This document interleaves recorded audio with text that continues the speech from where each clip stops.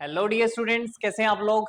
Hopes हो कि आपकी सारी क्लासेस वगैरह अच्छी चल रही होंगी। आपकी नीट की जो जर्नी है वो स्पेसिफिकली एकदम अच्छे से रन कर रही होगी और बहुत ही बेहतरीन तरीके से आप लोग पढ़ भी रहे होंगे, क्वेश्चन सॉल्व भी कर रहे होंगे और सारी चीजें जो भी हैं वो तुम्हारे दिमाग में। देखो, एक इंपॉर्टेंट बात जो है ना वो ये है कि हमें इस पूरी की पूरी जर्नी में सारे के सारे पीवाईक्यूज पक्का तरीके से सोल्व करने हैं कि हाँ भाई, पीवाईक्यूज तुम्हारे सोल्व होने ही चाहिए। अगर पीवाईक्यू सोल्व नहीं होंगे तो तुम्हें पता नहीं चलेगा कि तुम्हारा यहाँ पर इंडिकेशन क्या है इस चैप्टर से या इस टॉपिक से या फिर इस पॉइंट से। तो वो पॉइंटर्स या टॉपिक्स जो हैं वो हम बोलते हैं कि वहां पे हमें सारे पीवाईक्यू से पता चलेंगे। और इस सीरीज में हम लोग सारे नोट्स वगैरह प्रिपेयर कर रहे हैं। तो ये 12th क्लास का मॉलिक्यूलर बेसिस ऑफ इनहेरिटेंस चल रहा है, जिसमें हम 4th लेक्चर पर पहुंच चुके हैं। तो आज हमें क्या पढ़ना है, देखिएगा। आज हम क्या करने वाले हैं, हमने अभी तक जो किया है, रिकैप अगर हम करें तो अभी तक जो हमने किया है, तो हमने पर्टिकुलरली डीएनए पढ़ लिया है कि डीएनए क्या चीज होती है। ऐसे ही आरएनए पढ़ लिया है कि आरएनए क्या चीज होती है। अब डीएनए आरएनए जो है वो न्यूक्लियोटाइड से बने होते हैं, तो हमने न्यूक्लियोटाइड पढ़ लिया। ऐसे ही न्यूक्लियोसाइड क्या होता है, फिर ये एक्स्ट्रा में ये पढ़ लिया हमने। देन इन न्यूक्लियोटाइड से जो पॉलीन्यूक्लियोटाइड चेन बनती है, उस पॉलीन्यूक्लियोटाइड चेन को हम पढ़ चुके हैं कि वो पॉलीन्यूक्लियोटाइड चेन जो है उसमें क्या क्या चीजें हमारे पास में है। It is composed of this this and this. तो अब उस दिस दिस में क्या है हमारे पास में, सबसे पहला नाइट्रोजिनस बेसिस, देन उसके बाद में पेंटो शुगर्स, और फिर उसके बाद हमारे पास है फॉस्फेट ग्रुप्स। इन तीनों चीजों को पढ़ने के बाद हमने हमारा चैप्टर आगे बढ़ाया और फिर हमने पढ़ा DNA double helix. DNA double helix और डबल हेलिक्स मॉडल जो पढ़ा हमने डीएनए का, तो उस मॉडल में हमने सारे के सारे उसके सैलिएंट फीचर्स कर लिए हैं। जो भी उसमें फीचर्स प्रेजेंट हैं या फिर हमें देखने को मिलते हैं, वो सारे फीचर्स हम देख चुके हैं। समझ में आया? तो यहां तक हमने अच्छे से कवर कर लिया है हमारा ये टॉपिक। अब आगे की जो बात करनी है उसमें देखो हमारे पास में क्या चीजें आती हैं, उनको हम आज स्टडी करेंगे लेक्चर नंबर 4 में। चलिए शुरू करते हैं। अब ध्यान से देखो, पहले तो कुछ इंपॉर्टेंट पॉइंट्स में डाल लो कि इंपॉर्टेंट पॉइंट्स क्या क्या है यहाँ पर। ठीक है, डीएनए के बारे में, अबाउट डीएनए, डीएनए के बारे में ही कर रहे हैं अपन। जैसे पहली चीज हम देखें अगर, तो प्रोकैरियोटिक डीएनए जो होता है बच्चों, उस प्रोकैरियोटिक डीएनए में हम देखें तो जीसी, जी और सी, ये दो जो हमारे नाइट्रोजनस बेसिस है, ये क्या होते हैं, ज्यादा होते हैं। ठीक है, तो यानी कि बार बार रिपीटिशन हमें किसका देखने को मिलता है, जीसी का देखने को मिलता है, यानी ग्वेनिन और साइटोसिन। दो नाइट्रोजनस बेसिस हैं जिनका हमें रिपीटिशन बार बार हमें यहाँ पर देखने को मिलेगा। देन उसके अलावा हम बात करें अगर यूकैरियोटिक डीएनए की, यूकैरियोटिक डीएनए में हमें ए और टी ज्यादा देखने को मिलेगा। तो अब एक चीज और है कि अगर जब क्वेश्चन तुम्हें पुट किया जाए और क्वेश्चन में तुम्हें डायरेक्टली ना दिया हो कि वो प्रोकैरियोटिक है या फिर यूकैरियोटिक है, तो हम बोलते हैं कि इसको फाइंड आउट करने के लिए हम उसमें देखते हैं कि वो या तो एटी रिच होगा या फिर जीसी रिच होगा। या फिर क्वेश्चन में ही मान लो दिया है कि जीसी रिच है, तो फिर वो कैरेक्टरिस्टिक किसके लिए हो गई, प्रोकैरियोटिक के लिए हो गई। एटी रिच है तो वो किसके लिए हो गई, यूकैरियोटिक के लिए हो गई। ये दो बातें हमें पर्टिकुलरली याद रखनी है यहाँ पर। तो डीएनए के लिए हम प्रोकैरियोटिक और यूकैरियोटिक के बेस पर अलग अलग आइडेंटिफाई ऐसे कर सकते हैं थ्रू द नाइट्रोजनस बेसिस। सही है, चलो करो करो,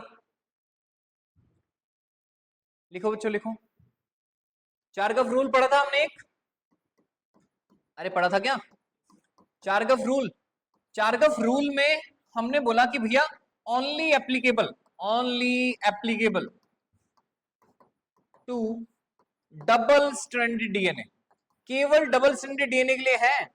सिंगल स्ट्रैंडेड डीएनए आरएनए के लिए ये चीज नहीं एप्लीकेबल है। Not for single stranded DNA या आरएनए। तो सिंगल स्टैंडर्ड के लिए नहीं है ये चीज। ये चीज हमें याद रखनी है बच्चों, इसमें तुम्हें कोई भी वो नहीं होना चाहिए कंफ्यूजन। चारगफ रूल जो है वो केवल और केवल डबल स्टैंडर्ड डीएनए के लिए एप्लीकेबल होता है। सही है, लिखो जल्दी से। Chargaff rule is only applicable to double standard DNA molecules, double standard DNA molecules. Star करके लिख दो, not for single standard DNA और RNA. Not for single stranded DNA और आरएनए। सही है। देखो बच्चों, हमने डीएनए देखा था, डीएनए के अंदर डीएनए के टाइप्स देखे थे। अब डीएनए के टाइप्स देखो, on the basis of coiling. Coiling पे अगर बेस किसको मान रहे हैं अपन, कॉइलिंग को, तो कॉइलिंग के आधार पर डीएनए जो है वो हमें दो तरह का देखने को मिलता है। एक बच्चों डीएनए होता है हमारे पास में राइट हैंडेड डीएनए, और एक हमें देखने को मिलता है left handed DNA. Right handed DNA को हम क्लॉकवाइज डीएनए बोलते हैं, this is clockwise, and left handed को हम एंटी क्लॉकवाइज बोलते हैं, एंटी क्लॉकवाइज। सही है क्या? अब इसमें जैसे ए डीएनए, बी डीएनए, सी डीएनए और डी डीएनए, ये चार तरह के डीएनए आते हैं जो राइट हैंडेड होते हैं। और इधर लेफ्ट हैंडेड में देखा जाए तो जी डीएनए यानी जेड डीएनए, ये केवल एक डीएनए है जो लेफ्ट हैंडेड फैशन में हमें देखने को मिलेगा। सही है। तो ये दो तरीके हैं, देखो ध्यान से। एक तो मैं बोलूं कि इस तरीके से है, सही है, और एक क्या है, इस तरीके से है। तो ये दो हमारे पास में चीजें हैं जो हमें इंपॉर्टेंटली याद रखनी है। सही है, समझ आया क्या? तो एंटी क्लॉकवाइज एंड क्लॉकवाइज दो तरीके से हमारे पास में डीएनए का कॉइलिंग देखा जाता है।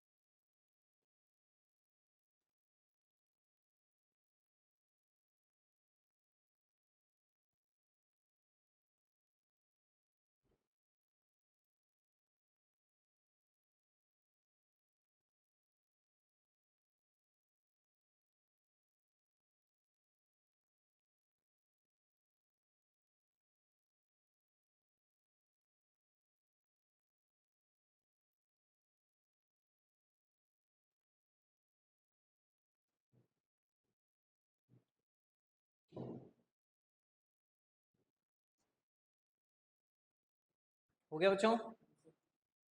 चलिए जी, नेक्स्ट हमारे पास देखो क्या है। नहीं हुआ?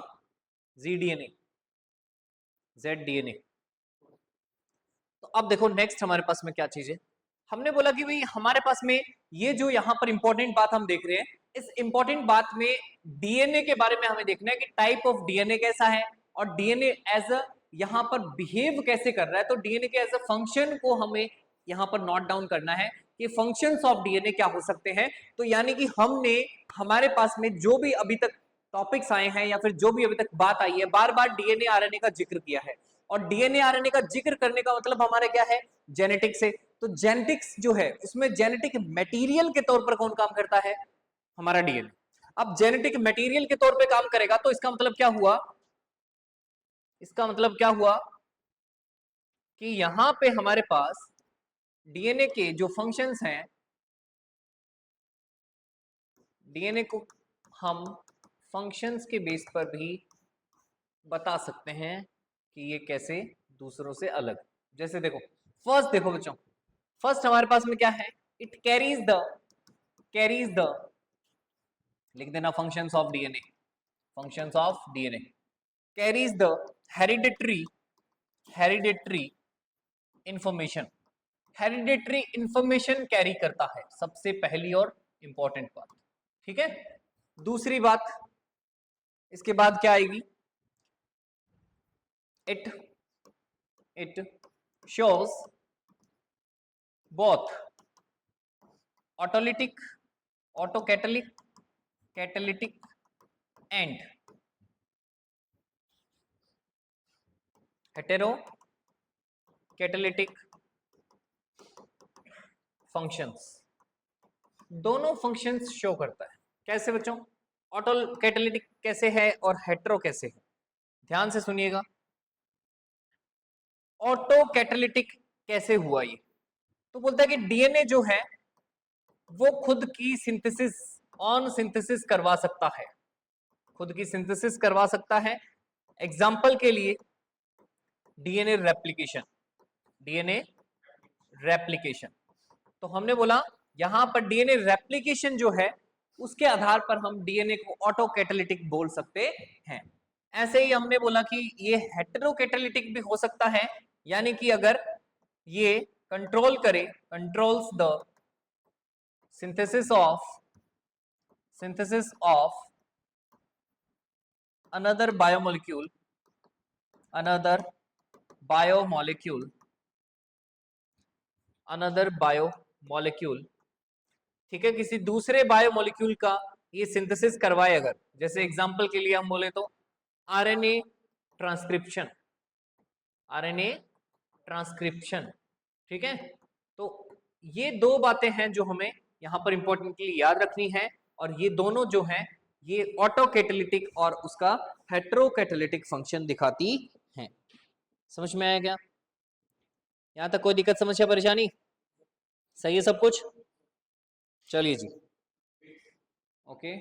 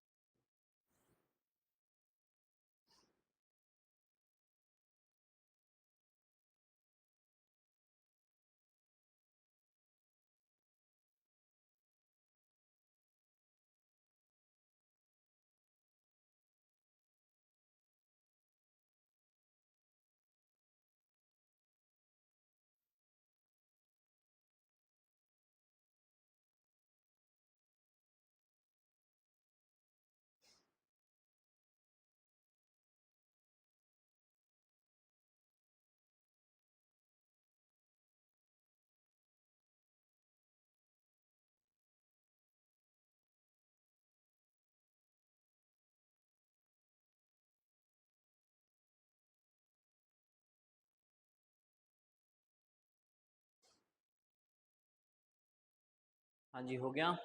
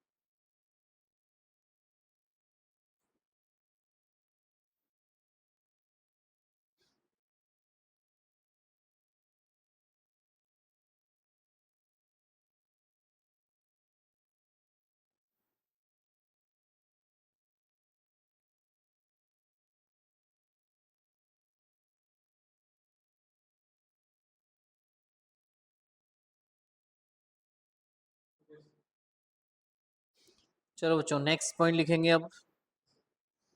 डीएनए का एक और हमारे पास इंपॉर्टेंट रोल जो है वो क्या है, तो लिखो, it controls the metabolism, it controls the metabolism. एक तो पहली चीज है कि ये मेटाबॉलिज्म को कंट्रोल करता है, इट कंट्रोल्स द मेटाबॉलिज्म।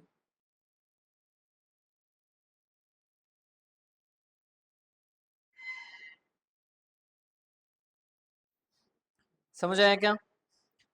दूसरा क्या है, कॉमा लगा के लिखो, growth and differentiation, controls, controls metabolism, metabolism, growth and differentiation. सही। नेक्स्ट पॉइंट देखो, ध्यान से देखना भाई।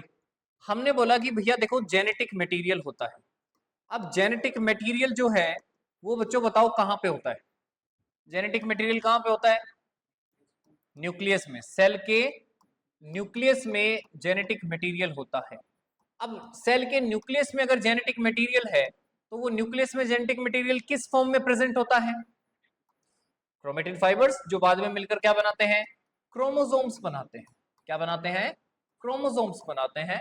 अब ये जो क्रोमोसोम्स हैं इन्हीं में ही तो, इनको अगर मैं अनवाइंड करूं तो फिर मेरे को क्या निकल के आएगा? मेरे पास में डीएनए निकल के आएगा। सही है क्या? अब ये डीएनए जो है इसी के अंदर क्या होंगे बच्चों? जीन्स होंगे। सही है क्या? और जीन्स जो है उसी में क्या होगी? जेनेटिक इंफॉर्मेशन होगी। सही है क्या? तो हेरिडिटरी इंफॉर्मेशन कैरी कर रहा है डीएनए। कौन कैरी कर रहा है? डीएनए। तो इसका मतलब क्या हुआ? इनडायरेक्टली वो कौन कैरी कर रहा है? क्रोमोसोम्स। कौन कैरी कर रहा है? क्रोमोसोम्स। अब ध्यान देने वाली बात यह है, किसी भी सेल को जब हम डिवाइड करते हुए देखते हैं तो वहां पर उसका न्यूक्लियस डिवाइड होता है पहले। न्यूक्लियस के अंदर ये क्रोमोसोम्स डिवाइड होते हैं। मतलब अब ये क्रोमोसोम्स जब डिवाइड हो रहे हैं तो यहां पर हमें एक चीज जो देखने को मिलती है वो क्या है कि यहां पर इनके जो जीन्स हैं, अब इनके जो जीन लोकस है इनका, उन जीन लोकस पर उनके पर्टिकुलर जीन्स प्रेजेंट होंगे। ठीक है? तो ये जो जीन्स हैं, इन जीन में अगर हम देखें कि भाई अगर यहां पर हमें क्या देखने को मिलती है? क्रॉसिंग ओवर देखने को मिल जाती है। सही है? तो कई बार क्या होता है कि यहां पर हमें क्रॉसिंग ओवर देखने को मिल जाती है, और क्रॉसिंग ओवर जो है उसकी वजह से क्या हो रहा है? उसकी वजह से क्या हो रहा है? ये जो हमारा डीएनए है, DNA DNA also helps in variations. DNA variations लाता है। कैसे लाता है? तो हमने बोला दो तरीके से लाता है। एक तो हमने पहला तो क्या बता दिया? Bye crossing over. एक तो किससे बच्चों? Bye crossing over. तो क्रॉसिंग ओवर से। एक दूसरा क्या है मेथड यहां पर? म्यूटेशन। दूसरा मेथड क्या है? म्यूटेशन।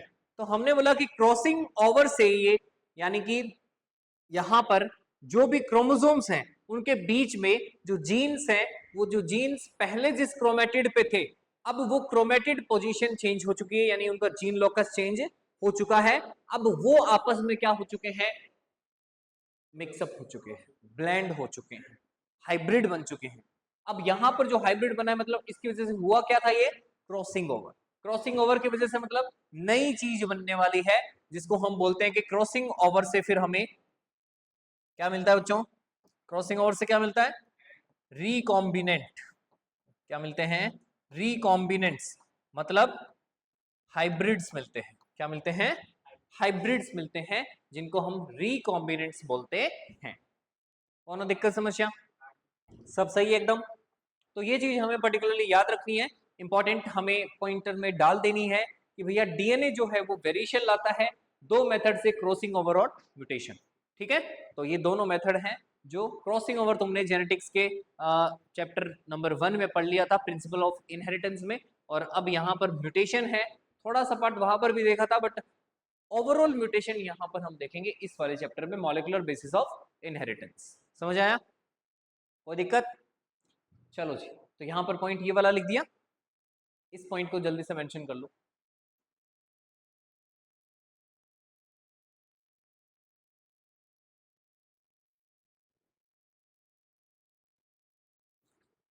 यहीं पे एक और पॉइंट लिख लो।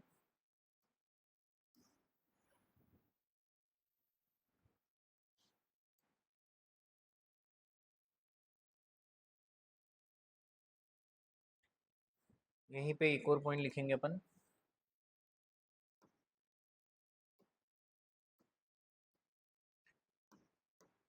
इट इज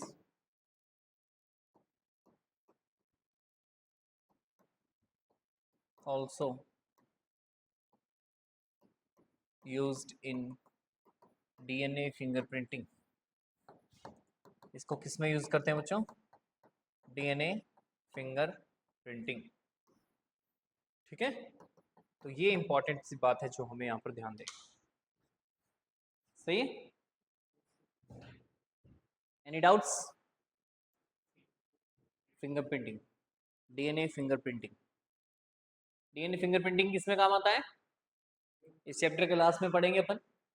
क्रिमिनल्स को आइडेंटिफाई करने में, अनाथ बच्चों के माता पिताओं के बारे में, या फिर कोई ऐसे माता पिता जो पहले बच्चे को छोड़ दिए थे और अब किसी कारणवश बोल रहे हैं कि हमारा बच्चा है, बच्चे ने मना कर दिया, तो फिर अब उनका है या नहीं है वो कैसे पता चलेगा? डीएनए फिंगरप्रिंटिंग से। ठीक है, तो ऐसे कई सारे मेथड्स हैं, मतलब या फिर जगह है जहां पर हम इसको यूज करते हैं। हो गया? तो ये सारे हमारे फंक्शंस थे किसके? डीएनए के। तो हमने डीएनए के फंक्शंस यहाँ पर कंप्लीट कर लिए हैं अच्छे से। और कोई दिक्कत है तो बताओ। सही है सब? अब यहां तक जो हमने पढ़ा है, जो हमने अभी यहां तक पढ़ा है बच्चों, इस वाले टॉपिक तक अगर मैं कहूं कि कुछ क्वेश्चंस हैं वो तुम करके दिखाओ, कर सकते हो? हाँ भाई, कुछ क्वेश्चंस अगर तुम्हें करने को बोले जाएं तो कर सकते हो क्या? तो ठीक है, फिर करके दिखाइए जरा। 1 सेकेंड, ये थोड़ा सा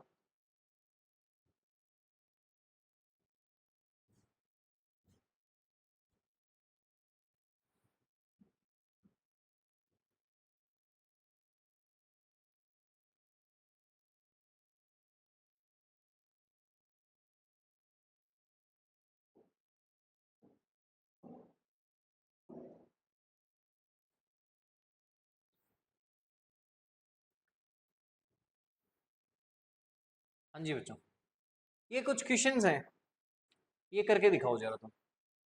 आई होप सो कि दिख रहे होंगे। Let me check.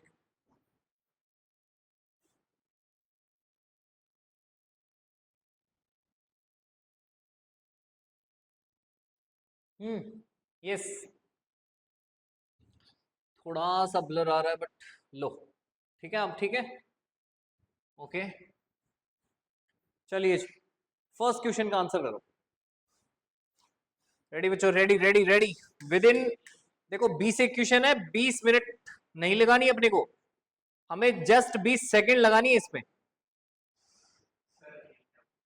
हाँ जी, वो मतलब ऐसे बोलना चाह रहा है कि ये ऐसे कई बार आएगा, तो एन लिखा हुआ है कई बार आने के लिए, चेन बनाने के लिए। ठीक है, तो चेन बनाने के लिए अब तुम सोचो यार, खुद ही सोचो। मतलब न्यूक्लियोटाइड यहां पे हमें दिया हुआ है कि न्यूक्लियोटाइड क्या होता है। न्यूक्लियोटाइड क्या होता है? जिसमें तीनों चीजें होती है। कौन कौन? बेस भी हो, शुगर भी हो और फॉस्फेट भी हो। लेकिन यहाँ पे इसने ऑप्शन में देखो, यहाँ पे क्या किया है, तुम्हारे साथ खेला खेला है इसने। और वो खेला क्या है कि यहाँ पर इसने ये ऑप्शन तो दिया, लेकिन इसके साथ में एक ब्रैकेट लगाकर एन लिख दिया। एन मतलब क्या हो गया? ये एन टाइम्स आए अगर, तो एन टाइम्स आएगा अगर, तो उसको एक न्यूक्लियोटाइड थोड़ी बोलेंगे, वो तो क्या बन जाएगा? Polynucleotide chain. क्या बन जाएगी वो? पॉलीन्यूक्लियोटाइड चेन बन जाएगी। इसीलिए ये वाला ऑप्शन टिक नहीं करना है, हमें सेकंड वाला ऑप्शन ही टिक करना है। समझ गए? तो सेकंड वाला ऑप्शन। डीएनए कहां पे मिलता है बच्चों? इन चारों के हिसाब से बताना है डीएनए कहां पे मिलता है।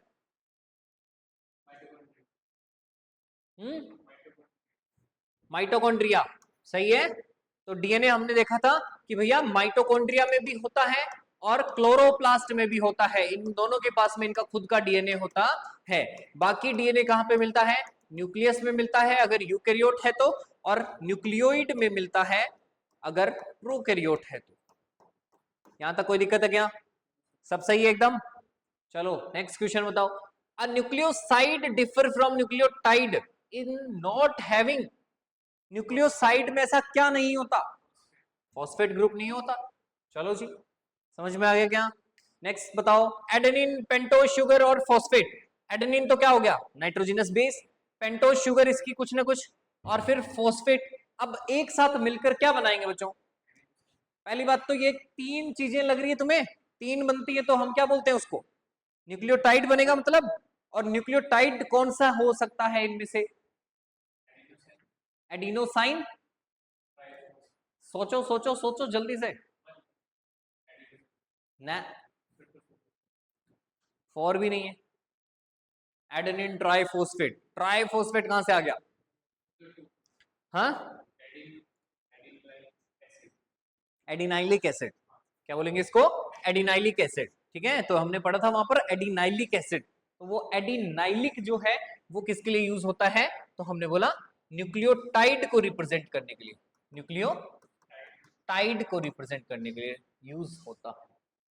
चलो guys, short length of DNA contains 80 thymine और 80 ग्वेनिन बेसिस। 80 क्या है? 80 क्या है? थाइमिन। और 80 क्या है? ग्वेनिन। अब इन्होंने देखो क्या बोला, टोटल बेसिस और nucleotides present in the segment is, segment में टोटल न्यूक्लियोटाइड या फिर बेसिस कितने होंगे? एक छोटी सी लेंथ है डीएनए की, डीएनए की लेंथ में हमने क्या बोला? 80 तो थाइमिन है और 80 क्या है? ग्वेनिन है। तो 80 थाइमिन और 80 ग्वेनिन का मतलब क्या हुआ बताओ यहाँ पे? पहले तो ये बताओ मेरे को। वेरी गुड, सही बात है। ए जो है वो किसके साथ आता है बच्चों? टी के साथ। कौन सा बॉन्ड? Double hydrogen bond. हमने बोला अगर टी कितने हैं? 80 हैं, तो फिर ए भी कितने होंगे? 80 होंगे। कौन सा रूल लग रहा है यहाँ पर? चारगफ रूल लग रहा है। चारगफ रूल के अकॉर्डिंग हमने बोला ये चीज पॉसिबल है। अब इसके बाद में देखो ग्वेनिन दिए हुए कितने? 80। तो ये ग्वेनिन हो गया। ग्वेनिन ट्रिपल बॉन्ड बनाता है क्या? तो ट्रिपल बॉन्ड बनाता है, इसका मतलब क्या हो गया? तो ग्वेनिन जो है वो किसके साथ जुड़ता है? साइटोसिन के साथ। अगर ग्वेनिन कितने हैं? 80, तो ये भी कितने होंगे? 80। टोटल कितने हो गए? 80 इंटू 4, तो कितने हो गए? 320। समझ में आया क्या? अगर देखो एक चीज लेकिन ध्यान में रखनी है, अगर इसने पूछा होता है, अभी तो क्या पूछा? टोटल बेस या न्यूक्लियोटाइड बताने हैं। अगर ये पूछ लेता टोटल बेस पेयर बताने हैं, तो फिर पेयर बनाते हैं अपन।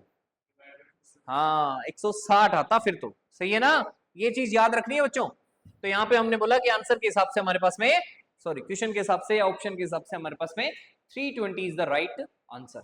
Ribose is differentiable from deoxyribose. Ribose deoxyribose से अलग है, क्यों? राइबोज के पास ऐसा क्या है जो डीऑक्सी के पास में नहीं है? बोलो बच्चों। Hydroxyl group. ठीक है, बात तो खैर सही है। और सोच लो एक बार।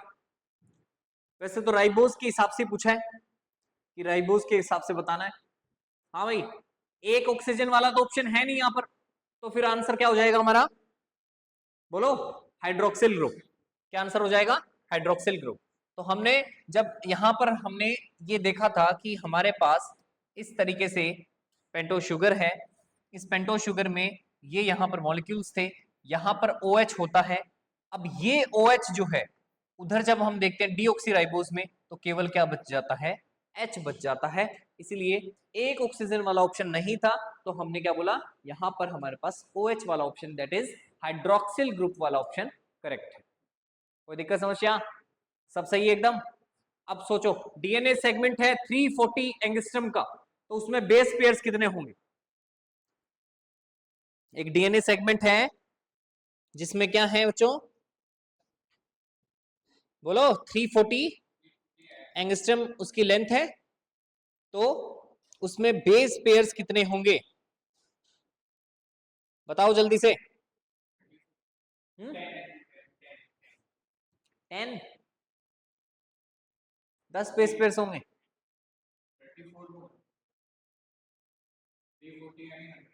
वेरी गुड, सही बात है। तो हमने क्या बोला था? एक जो टर्न है वो हमने बोला कितने का है? 10 बेस पेयर का। 10 बेस पेयर के लिए हमने क्या लिया था? 3.4 एंगस्ट्रॉम। अब 3.4 था, तो हमने यहां पर क्या बोल दिया? 3.4 के हिसाब से 10 था, और 10 इंटू 10 यानी 100, तब मेरे पास क्या आएगा? पॉइंट हटकर 340 एंगस्ट्रॉम। सही है? तो यहां पर यानी कितने बेस पेयर्स हो जाएंगे? 100 बेस पेयर्स। न्यूक्लियोसाइड न्यूक्लियोटाइड से कैसे डिफरेंट है? क्या नहीं है उसमें न्यूक्लियोसाइड में ऐसा? फॉस्फेट नहीं है, ठीक है, तो लिख दो फॉस्फेट नहीं है, ठीक है, फॉस्फेट एंड शुगर है क्या लास्ट ऑप्शन, ठीक है। Which one of the following was first genetic material, पहला जेनेटिक मटेरियल कौन सा है, आरएनए। फर्स्ट जेनेटिक मटेरियल पूछे तो क्या बोलना है बच्चों, आरएनए। विच इज रॉन्ग, कौन सा इनमें से गलत है, यूरेसिल पिरिमिडिन है, सुक्रोज डाइसैकेराइड है, ग्लाइसिन जो है वो सल्फर कंटेन करता है, या सेलुलोज पॉलीसेकेराइड है, इनमें से गलत बताना है। तो सबसे पहले तो यूरेसिल को ही पकड़ो नाइट्रोजनस बेसिस के आधार पर। तो नाइट्रोजनस बेसिस दो थे, प्यूरिन्स एंड पिरिमिडिन्स। एग्जांपल याद करो, एजी किस में था, कट किस में था, जल्दी जल्दी जल्दी, एजी किस में था, कट किस में था, याद करो।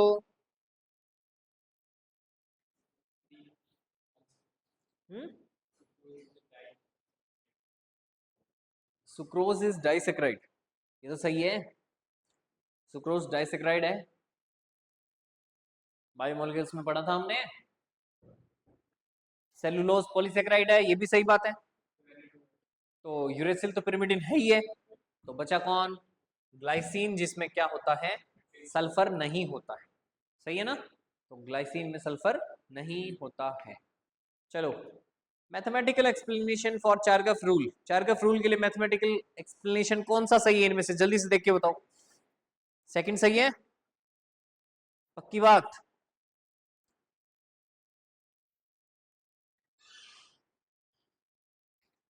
हो गया, और कोई दिक्कत। चलो नेक्स्ट क्वेश्चन, नेक्स्ट क्वेश्चन बताओ, नेक्स्ट क्वेश्चन।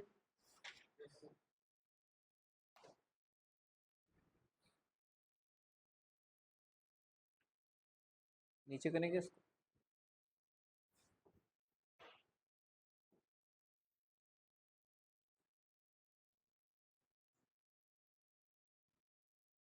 हाँ जी बच्चों बताओ।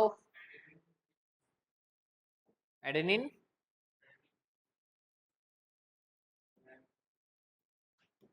हाँ जी,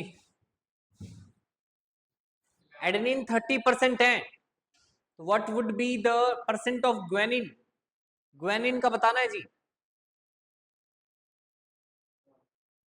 क्यों, सही बात है,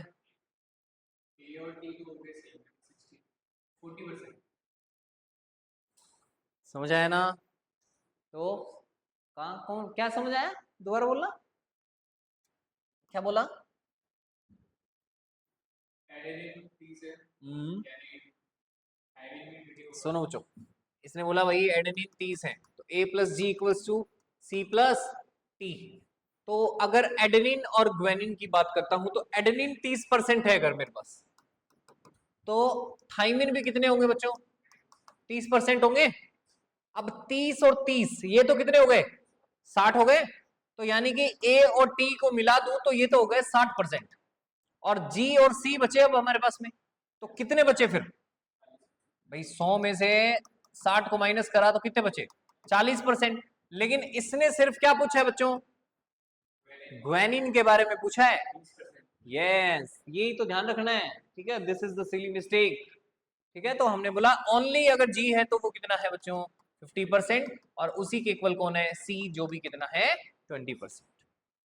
सही है ना, तो ऐसे करना है हमें, तो इस तरीके से हमें ये आंसर यहाँ पर लगाना है। चलो नेक्स्ट, एक डीएनए के अंदर ग्वेनिन कंटेंट अगर 10% है तो फिर उसका साइटोसिन कंटेंट बताना है। सही है ना, कोई दिक्कत है क्या, कर दोगे क्या। वो which is absent in DNA, DNA में एब्सेंट कौन होता है, यूरेसिल यार, किसमें पाया जाता है, केवल आरएनए के अंदर। और इसमें यूरेसिल की जगह कौन प्रेजेंट होता है फिर डीएनए में, thymine. Sugar found in DNA, सही है क्या, तो डीऑक्सीराइबोस शुगर हमने पढ़ा था, पेंटो शुगर होती है जो इसमें पाई जाती है। मोनोमेरिक यूनिट बतानी है डीएनए की, डीएनए की मोनोमेरिक यूनिट कौन है बच्चों, मोनोमेरिक यूनिट ऑफ डीएनए कौन है, न्यूक्लियोटाइड, क्योंकि पॉलीन्यूक्लियोटाइड चेन से हमारे पास क्या बन रहा है, एक डीएनए डबल हेलिक्स बन रहा है, और डीएनए के स्ट्रैंड बन रहे हैं, तो इसका मतलब डीएनए बन रहा है। और डीएनए की मोनोमरिक यूनिट कौन हो गई? पॉली न्यूक्लियोटाइड, जिसे हम बोल रहे हैं कि कई सारे न्यूक्लियोटाइड्स मिलकर क्या बनाते हैं? Poly nucleotide. करेक्ट पेयर बताना है प्यूरिन बेस का, बताओ प्यूरिन बेस का करेक्ट पेयर।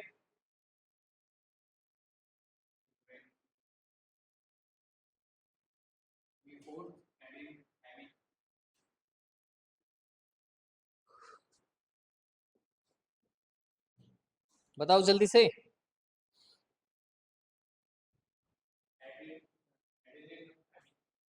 एडेनिन और थाइमिन। क्यों भाई, ऐसे थोड़ी याद करना है, कंफ्यूज क्यों हो रहे हो? एजी और कट दो पढ़े थे हमने, तो एजी और कट, इसने क्या पूछा है? Purine base. तो ये कौन है? प्यूरिन्स। और ये कौन है? पिरिमिडिन्स। तो ये प्यूरिन्स ही हो गए, ए और जी। सही है क्या? यूकैरियोटिक क्रोमोसोम्स जो हैं वो किससे बने होते हैं? डीएनए प्लस प्रोटीन से बने होते हैं। जेनेटिक मटेरियल वायरस का क्या है? डीएनए भी हो सकता है और आरएनए भी हो सकता है। सही है क्या? उसके बाद बोलो, आरएनए के लिए कौन सही नहीं है? इनमें से कौन सी स्टेटमेंट सही नहीं है आरएनए के लिए?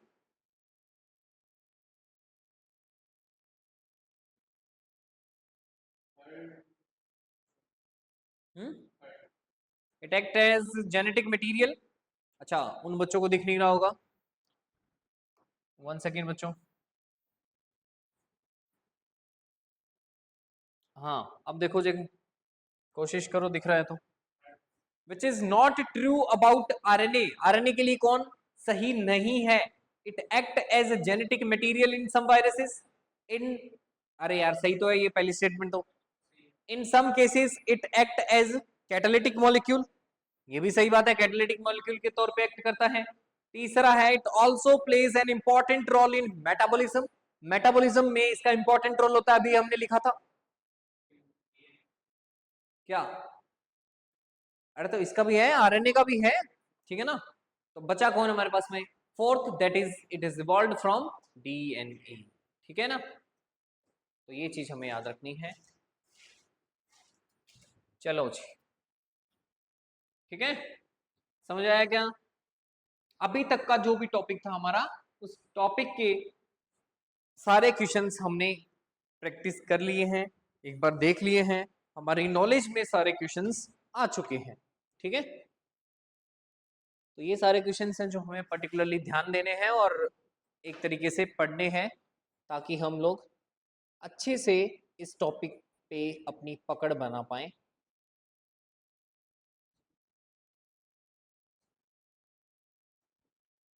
ठीक है, ओके बच्चों, मिलते हैं नेक्स्ट क्लास में नेक्स्ट नए टॉपिक के साथ। ठीक है, till then bye bye, see you, tata. और अच्छे से पढ़ते रहें, आगे बढ़ते रहें। Thank you so much.